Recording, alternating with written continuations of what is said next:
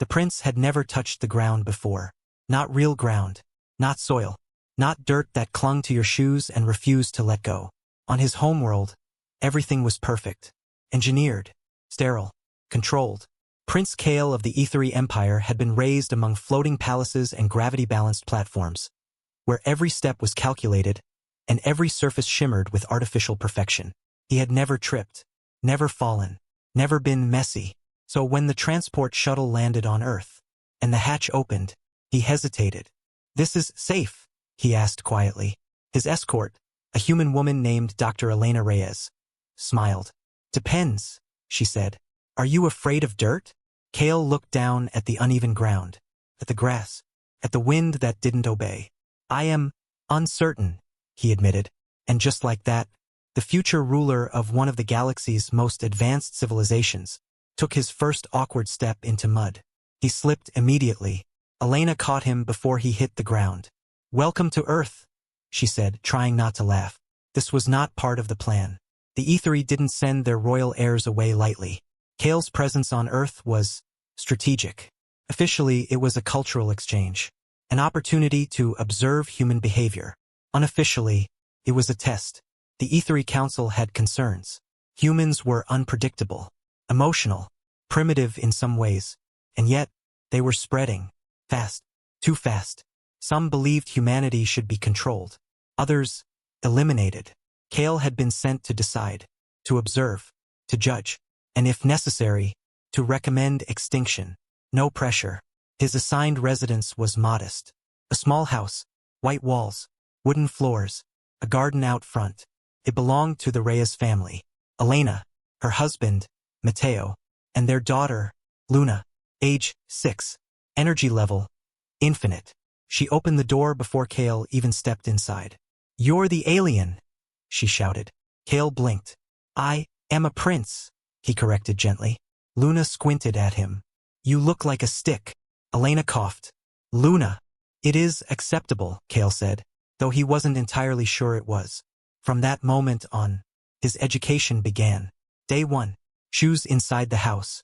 "No," Mateo said firmly. "Shoes off." "But the floor is exposed," Kael protested. "Exactly." Kael complied. He hated it. The texture, the unpredictability, the way the ground felt alive. Day 2. Food.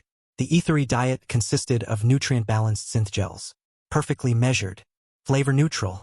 Luna handed him something called a cookie. "It's chocolate chip," she said proudly.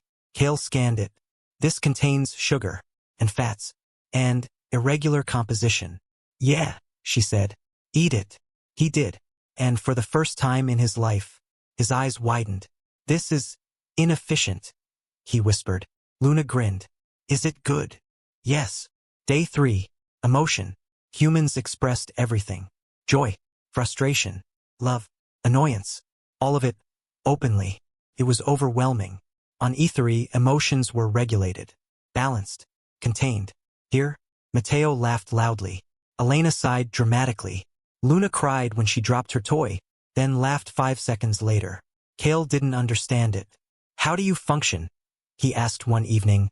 "With such instability?" Mateo shrugged. "We feel things," he said, "and that helps. Sometimes it messes everything up," Elena admitted. "But sometimes," she looked at Luna, "it's the only thing that matters." Kael recorded everything, every interaction, every inconsistency, every irrational decision, because that's what he was there to do. Evaluate, judge, decide. Then one night, everything changed. The emergency alert came without warning. Unauthorized entry, multiple hostiles, Ethery tech. Kael froze. Only one group would risk such an operation on Earth. His own people. A faction within the council had made their decision. Humanity was too dangerous, too emotional, too unpredictable. They weren't going to wait for Kael's report. They were going to end it, starting here. "Stay behind me," Mateo said, grabbing Luna. "You cannot stop them," Kael said. "Maybe not," Mateo replied. "But I'm still gonna try." That didn't make sense. Statistically, logically, it was pointless. And yet, Kael felt something. Something unfamiliar, urgent, wrong. The door shattered. Ethery soldiers entered. Silent, precise, deadly. Prince Kale, one of them said. You will come with us. Kale stepped forward. And them? He asked. Collateral. Luna tightened her grip on Mateo's hand. Kale looked at her. At Elena. At the house. At the life he had been observing. Then he made his choice. No, he said. The soldier paused. Clarify. They are under my protection. That was not your mission. Kale's voice changed. It is now. What followed was chaos. Not the calculated kind. Not the controlled kind. Human chaos. Mateo fought like someone who knew he couldn't win, but refused to lose. Elena moved Luna to safety. And Kale broke every protocol he had ever been taught. He fought. Messy. Unpredictable. Human. Because for the first time, he understood. Emotion wasn't instability. It was power. The fight ended. Silence filled the house. The soldiers were gone. Retreated. Not because they were defeated, but because they hesitated. And that was enough. Kale stood in the wreckage, breathing heavily. Luna ran to him. You're hurt, she said. I am functional, he replied. She hugged him anyway. Kale froze. Then slowly, he hugged her back. Days later, his report was transmitted. The Ethery Council waited. Their prince. Their observer. Their judge. His message was simple. Humanity is not a threat. Pause. They are a variable. Another pause.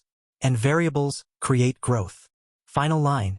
If you attempt eradication, you will lose. Silence followed. Back on Earth, Kale stood barefoot in the garden. Mud between his toes. Wind in his hair.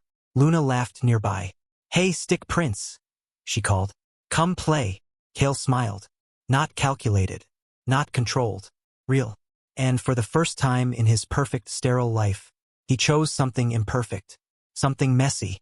Something human. And he realized he never wanted to go back.